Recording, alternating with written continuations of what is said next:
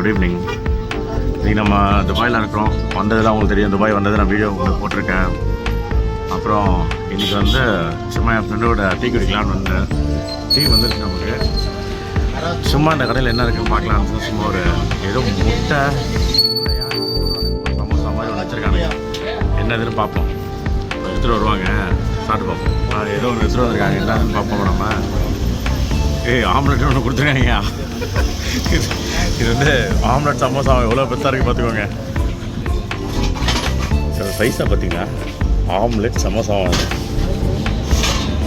இதுக்குள்ளே என்ன தான் இருக்குன்னு பார்த்துருவோமா, உடச்சிருவோமா? சரி, கையில் பிடிக்கூட முடியலையோ வரையா சைஸாக பாரியா எவ்வளோ பெருசு.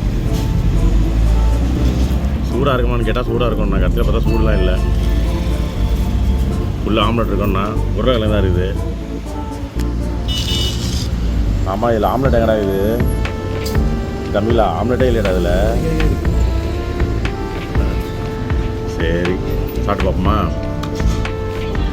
இதான் பிரச்சனை, கையில் பிடிக்க முடியல. சரி, சாப்பிட்டு பார்ப்போம். ஆம்லெட் டேஸ்ட் அது கூட அது ஒரு கறி, இது ஒரு கறி, அதில் ஒரு கறி, இதில் ஒரு பொடி. ஓகே தான்ப்பா. பாலை கொதிக்க வைக்காமல் போட்டானுங்க, நல்லா தான் இருக்குது.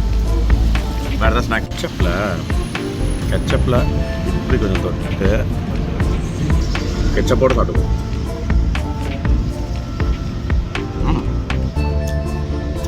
நல்லா தான் இருக்குது. அப்படியே முட்டை வாங்கியிருந்தோம், வேறு லெவலில் முட்டை வேக வச்சு. ஆனால் சூடு இல்லாமல் தான் இருக்குதுங்க எல்லாமே. அதில் அப்படியே நல்லா பெப்பரை தூவி விட்டு சால்ட்டை லைட் ஆல்ரெடி போட்டாச்சு. அதுக்கப்புறம் பக்கோடா ட்ரை பண்ணி பார்ப்போம்.